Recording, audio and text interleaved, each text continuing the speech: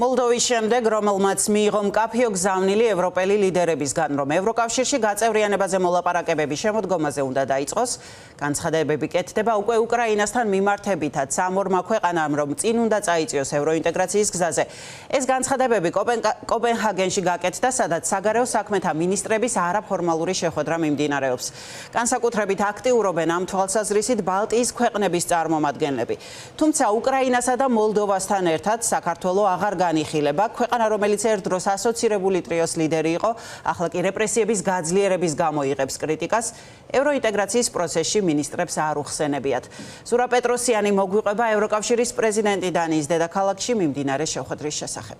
საგარეო საქმეთა მინისტრების შეხვედრა კოპენჰაგენში ისე დაიწყო, რომ კომენტარებში არავის საქართველოს არ უხსენებია, მიუხედავად იმისა, რომ იყო ნახსენები სწორედ პირველი კლასტერი, რომელიც უნდა მოიცავდეს მათ შორის ჩვენს ქვეყანასაც და ვადებს, როდის უნდა მოხდეს უკრაინის, მოლდოვისა და საქართველოს გაწევრიანება ევროკავშირში, მიუხედავად იმისა, რომ ეს ვადები მანამდე იყო დასახელებული როგორც 2030 წელი, ახლა საგარეო საქმეთა მინისტრები ამბობენ, რომ არსებული ვითარებიდან გამომდინარე პროცესები უნდა დაჩქარდეს და მეტიც მოლაპარაკებების გახსნა ორი ქვეყნისთვის, ანუ უკრაინისთვისა და მოლდოვისთვის უნდა მოხდეს უკვე შემდეგ წელს, რაც შეეხება სრულ ევროინტეგრაციას, როგორც ეს ლიეტუვის საგარეო საქმეთა მინისტრმა თქვა, საგარეო საქმეთა მინისტრებს აქვთ მოლოდინი, რომ უნდა მოხდეს 1 იანვარს 2030 წლის, ანუ ამ ვადამდე ორივე ქვეყანა უნდა იყოს სრულფასოვანი წევრი ევროპული კავშირის, სწორედ ეს დედლაინი დასახელდა დღეს კოპენჰაგენში მინისტერიალის დაწყებამდე, თუმცა კიდევ ერთხელ უნდა აღინიშნოს, რომ როდესაც საუბრობდნენ პროგრესზე, რომელიც აქვს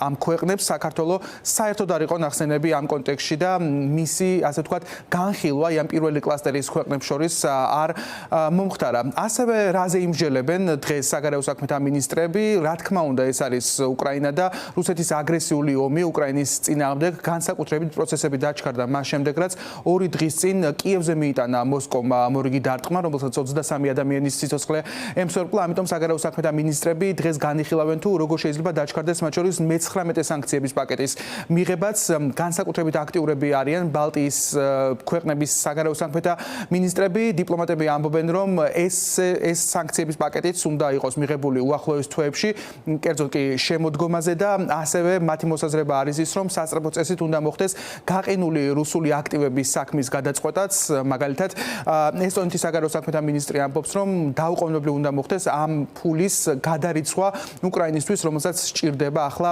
შეიარაღება და როგორც ის ამბობს, საუბარი არის 200 მილიარდ ევროზე მეტზე. რა თქმა უნდა, დღევანდელი შეხვედრა ვერ ჩაივლიდა ისე, რომ არ ყოფილიყო საუბარი უსაფრთხოების გარანტიებზე, რომელიც უნდა მიიღოს უკრაინამ და რომელზეც მუშაობა მიმდინარეობს ატლანტიკის ორივე მხარეს. ნიშანდობლივია ის, რომ შეერთებულ შტატებზე იქნება დღეს საუბარი, რომელიც ერთ-ერთი გარანტორი იქნება, თუმცა ძირითად ტვირთს აი ამ უსაფრთხოების გარანტიების ევროპა ამბობს, რომ მათ უნდა აიღონ, ვინაიდან უკრაინა ევროპის ნაწილი არის და შესაბამისად უკრაინის უსაფრთხოების გარანტიები პირდაპირ ნიშნავს ევროპის კონტინენტის და ევროპის თითოეული ქვეყნის უსაფრთხოების გარანტიებს და ამ კონტექსტში ნიშანდობლივია ის, რომ კიდევ ერთხელ ხსენდა უკრაინის სრულფასოვანი წევრობა ევროკავშირში, ვინაიდან მინისტრები ამბობენ, რომ სწორედ უკრაინის წევრობა ევროკავშირში იქნება ერთ-ერთი ძლიერი უსაფრთხოების გარანტია, რომელიც ექნება ამ ქვეყანას.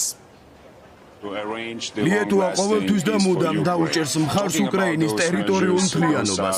ლიეტუვა არასდროს აღიარებს უკრაინის ოკუპირებულ ტერიტორიებს, არც დე იურე და არც დე ფაქტო. ეს არ მოხდება. უკრაინა არ უნდა დარჩეს მარტო. ამიტომ დღეს ჩემთვის ყველაზე მნიშვნელოვანი საკითხი არის ის, თუ როგორ შევძლოთ ჩვენ დავაჩქაროთ უკრაინის ინტეგრაცია ევროკავშირში. ევროკავშირის წევრობა არის უკრაინის უსაფრთხოების ერთ-ერთი გარანტია. ჩვენ ეს სწრაფად უნდა გავაკეთოთ. მე ოპტიმისტურად ვარ განწყობილი და მჯერა, რომ მოლაპარაკებების გახსნას ძალიან მალე შევძლებთ. ჩვენ ეს უნდა მოვახერხოთ 2026 წლამდე. ჩვენ არ გვაქვს დასაკარგი დრო. დედლაინი, როდესაც უკრაინა უნდა გახდეს ევროკავშირის სრულფასოვანი წევრი არის 2030 წლის 1 იანვარი. ჩვენ ვსაუბრობთ სამშვიდობო მოლაპარაკებებზე და ამ დროს პუტინი ბომბებს ისვრის. ამიტომ ჩვენ სამ პუნქტზე უნდა ვკონცენტრირდეთ. პირველი გავზარდოთ ზეწოლა პუტინზე. ჩვენ უნდა განვიხილოთ და დავამტკიცოთ სანქციების მე-20 პაკეტი. მეორე, ჩვენ უნდა ვიმსჯელოთ გაყინულ რუსულ აქტივებზე. ჩამოვართოთ ეს ფული რუსეთს და გადავცეთ უკრაინას. ჩვენ ვსაუბრობთ 200 მილიარდ ევროზე მეტზე. ასევე განვიხილავთ უსაფრთხოების გარანტიებს. უკრაინამ უნდა მიიღოს ძლიერი უსაფრთხოების გარანტია. და კიდევ ერთი საკითხი, ეს არის ევროკავშირის გაფართოების საკითხი. როგორც ცნობილია, ერთ-ერთი ქვეყანა ბლოკავს უკრაინის გაწევრიანებას ევროკავშირში. ამიტომ ჩვენ უნდა ვიპოვოთ გზა, როგორ შეიძლება გაიხსნას მოლაპარაკებები უკრაინისთვის და მოლდოვისთვის, რომლებიც მზად არიან გაწევრიანებისათვის.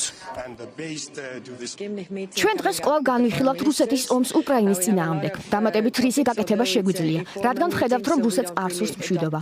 დიდი დიპლომატიური ძალისხმევაა ჩადებული იმაში, რომ პუტინი და ზელენსკი მოლაპარაკებების მაგიდასთან აღმოჩნდნენ. დღეს ჩვენ ასევე განვიხილავთ გაყინული რუსული აქტივების საქმეს. ბევრი არგუმენტი არსებობს, მაგრამ უნდა ვიმსჯელოთ, რადგან თუ ვერ მოხერხდა რუსეთის დათანხმება ცეცხლის შეწყვეტაზე, მაშინ სხვა ტიპის გადაწყვეტილება იქნება მისაღები. ორი მნიშვნელოვანი საკითხი უნდა განვიხილოთ დღეს. ეს არის უკრაინა და ღაზა. უკრაინის შემთხვევაში ჩვენ გვჭირდება მეტი ზეწოლა პუტინზე.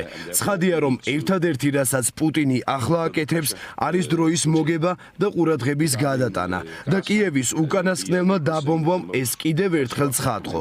დღეს ჩვენ უნდა განვიხილოთ, როგორ შეიძლება უფრო სწრაფად დავუწესოთ რუსეთს სანქციების მე-19 პაკეტი.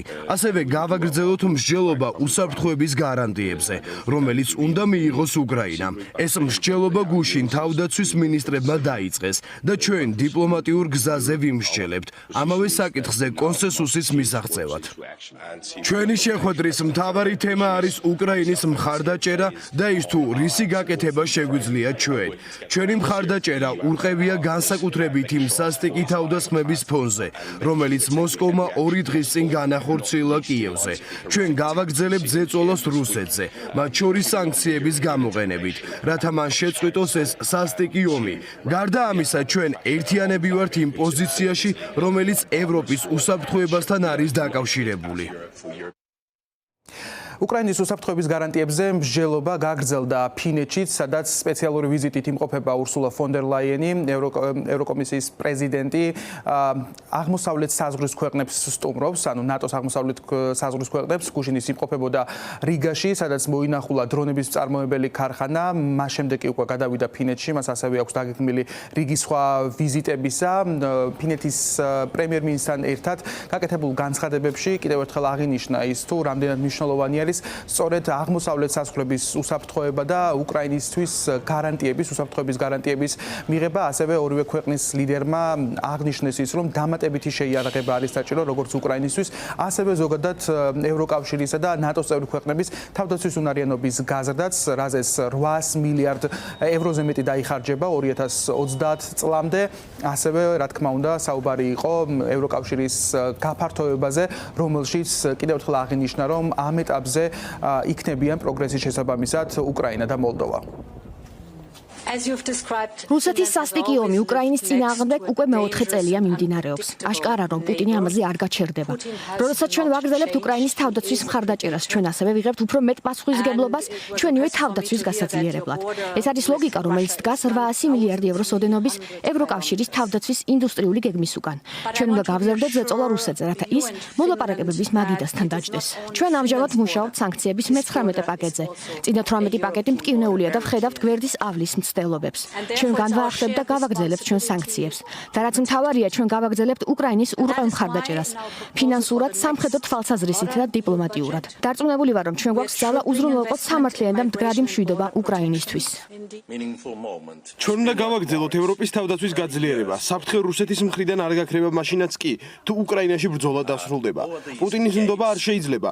რუსეთს უკვე გადაჰყავს ძალები ევროპის აღმოსავლეთ ფლანგთან ახლოს. ევროპამ ერთიანობითა და სიმტკიცით უნდა უპასუხოს. ნათლად გამოხატოს, რომ ჩვენ სერიოზულად ვუყურებთ ჩვენს თავდაცვასა და უსაფრთხოებას. რუსეთის თავდასხმები აჩვენებს, რომ რუსეთს არ აქვს ამ ომის დასრულების განზრახვა, პუტინს ეს ყველობების შეჩერება. მას არ აინტერესებს მსხვერპლი. ისინი აგრძელებენ კიევის და უკრაინის სხვა ქალაქების დაბომბვას ყოველდღე, ყოველ ღამე. ჩვენ ყველანი ვხედავთ და გვესმის ეს. ეს ნიშნავს, რომ ჩვენ კიდევ უფრო მჭიდროდ უნდა ვიმუშაოთ ერთად, რათა ის მოლაპარაკებების მაგიდასთან დაჯდეს.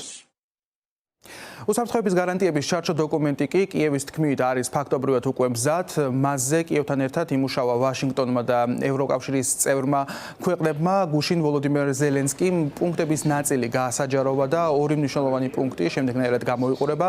ეს არის უკრაინის არმიის რაოდენობისა და ასევე აღჭურვილობის გაზრდა. მეორე ეს არის პარტნიორი ქვეყნების მზაობა ახალ აგრესიას პასუხი გასცეს და მესამე პუნქტი ეს არის ყველაზე მტკივნეული პუნქტი უკრაინისთვის ტერიტორიული მთლიანობის საკითხი. კიევმა კიდევ ერთხელ თქვა, რომ ის არ განიხილავს არც ერთი ტერიტორიის დათმობას, ვინაიდან არაერთხელ გავრცელდა ინფორმაცია, რომ თავის მხრივ რუსეთი ამბობს, რომ მას სურს დონბასის სრული ოკუპაცია, თუმცა ასევე რამდენიმე წყაროზე დაყრდნობით, მაგალითად გუშინ როიტერსი წერდა, რომ საუბარი არის იმაზე, რომ შესაძლოა მოსკოვმა უარი თქვას მაგალითად ხერსონის ოლქზე, თუმცა დონბასის შემთხვევაში ის არის შეუვალი. მსგავსი ინფორმაცია გაავრცელა მაგალითად თურქეთმაც, რომელშიც განიხილება, რომ შესაძლოა ჩატარდეს ორმხრივი შეხვედრა პუტინსა და ზელენსკის შორის, თუმცა აქვე უნდა ითქვას, რომ პარტნიორები დარწმუნებულები არიან იმაში, რომ ეს შეხვედრა, ამ შეხვედრის ჩატარება არ სურს პუტინს და ის ყველანაირად ცდილობს დროის გაწელვას, ამიტომ მთელი მცდელობა ახლა როგორც ვაშინგტონის, ასევე ბრიუსელის იქნება მიმართული იქეთკენ, რომ როგორმე დაითანხმოს მოსკოვი, სწორედ დაჯდეს მოლაპარაკებების მაგიდასთან და უკრაინის კონფლიქტი სწორედ დიპლომატიური გზით გადაწყვეტს. რაც შეეხება მინისტერიალს, უკვე განცხადებები თუ რითი დასრულდა ეს შეხვედრა, თბილისის დროით 5 საათისთვის გაკეთდება.